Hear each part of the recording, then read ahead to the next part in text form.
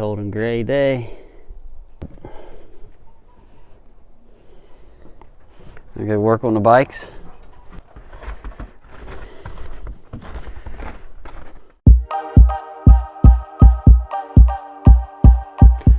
All right, so today we're going to talk about the modifications that we made to the 2021 CRF450 RL and the 2019 CRF450L. We're currently doing some suspension work on the RL.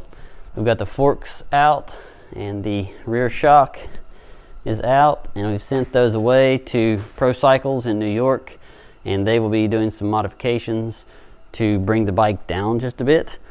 I'm only 5'7", so it's a little tough to touch sometimes, and want an inch or two lower.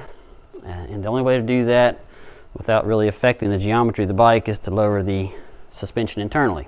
So we've got that in the works, and we'll report on that once we get the parts back and get them put back on, do a little riding.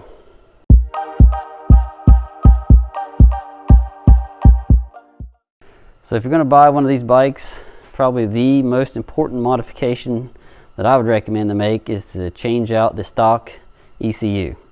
We're using the Vortex Ignition system. This is so much better than the stock. The stock one, I guess because of emissions controls, is very, very twitchy at low speeds. It's got kind of an on-off response that's just terrible. And this Vortex smooths all of that out. And when you add the Vortex and a Yoshimura pipe, you get about 8 or 9 extra horsepower. Makes a big difference in the power delivery of the bike. Highly recommend this. Super happy with it. I'm running a map 1 right now, and my high, low, and mid settings are 5, 5, and 5. And that's been fine so far. No issues. It's a pretty easy install too. You just have to pull off this wiring harness, remove it from the holder, and the new one pops right in. We actually have a video on our site that details that a bit more. Several people have asked about the Vortex Ignition with the 21 model. It's the same thing as the 19 and 20 model. It says 21 on it, but it's the same part number. Looks to me like it's the same exact thing. So for tire upgrades, we went with the Dunlop D606. This is a tremendous upgrade over the factory tire. The IRC that comes on the bike is fine on pavement and on hard packed dirt, but not good at all in mud or loose dirt or gravel even. So we put these Dunlop D606s on, and it's a massive improvement. On the front, we went with the Pirelli MT21, and again, this is another big upgrade over the stock tire. Its tread is very, very grippy, a lot more traction on the front end, especially in the loose stuff and in the mud, and on the highway it still seemed to be just fine. Nice upgrade on this. There's the same tire on the 2019 L model. That's the D606 from Dunlop, and the Pirelli MT21. For the exhaust upgrade, we went with the Yoshimura RS4 full system. This pipe combined with the Vortex gives you a nice power boost. It saves you some weight, and it sounds a whole lot better than the stock. I've got it off of the bike right now because we had to remove the rear shock, which in itself was a bit of a chore. Had to take the subframe loose, and lots of other stuff, as you can see. Here's the same exact pipe on the 2019 L. Same pipe fit both bikes. So one of the first modifications we made was to add the Zeta Pro Armor handguards. These handguards have worked great. They're very sturdy. They have this sturdy framework. You can see bolts on over here and over here. No issues so far. We've dropped this bike several times in lots of different conditions. A few scuffs here and there, but no bending, no braking. Really tough. The plastic, of course, is a little vulnerable, as we found out. The L got hit with a rock.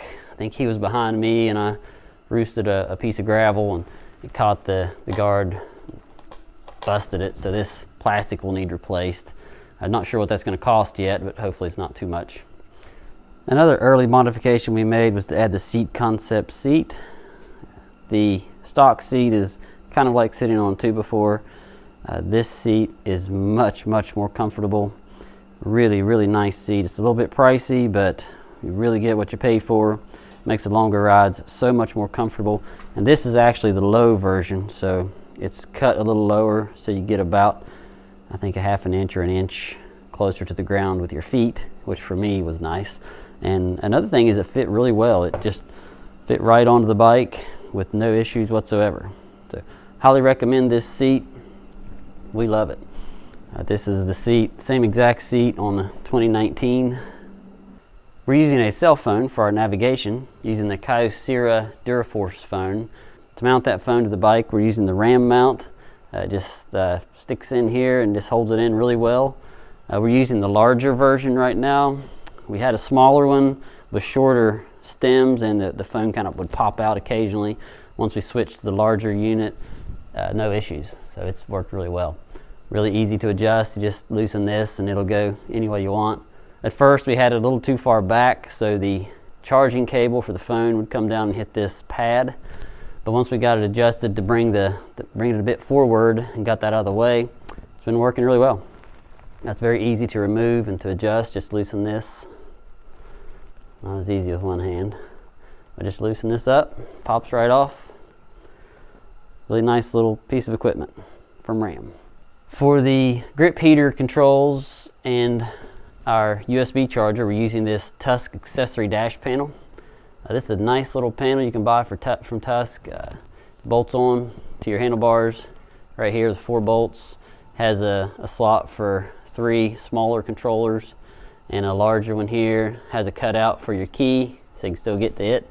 And I had a USB charger mounted here, but this is the charger. Pretty nice charger from BikeMaster, but it got wet, and yeah, it's no good anymore. Got wet, got some corrosion down in there, so this comes with a cap for a reason. If you're going to wash your bike, if you're going to be in the rain, you need to cap it. Otherwise, yeah, it'll die. So got a replacement here. Going to put that on back in place, and we'll be back in business for USB charging. But this accessory dash panel really works well. It's nice and out of the way, easy to put on, easy to install.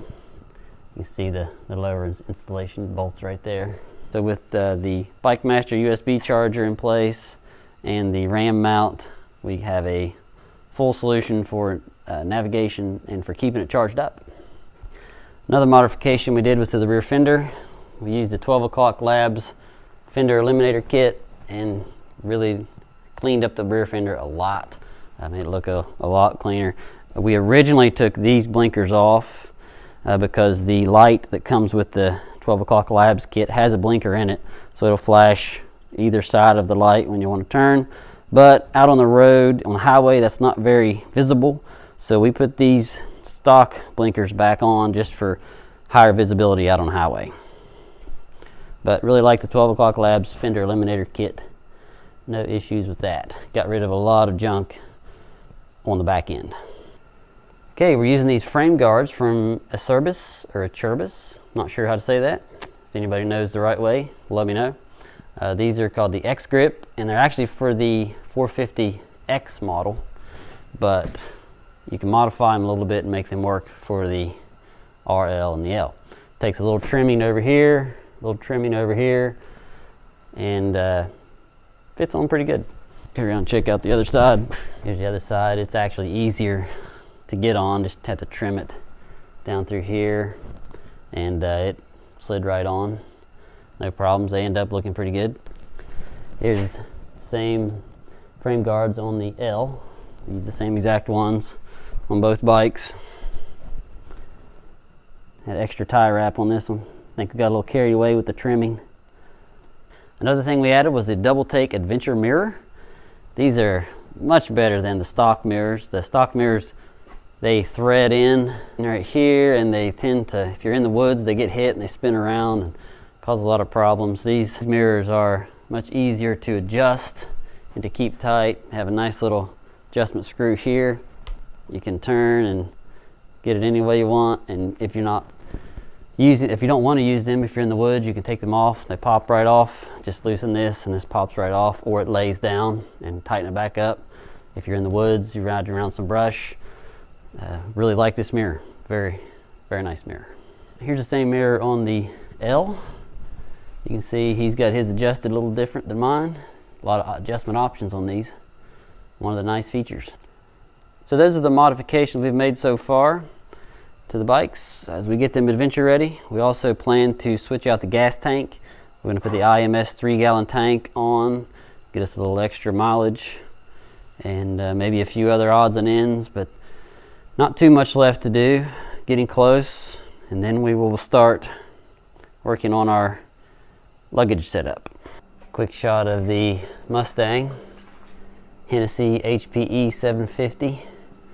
Got the 2.9 liter supercharger, full Hennessy package, 200 mile an hour front end, 200 mile an hour brakes, makes about 800 horsepower.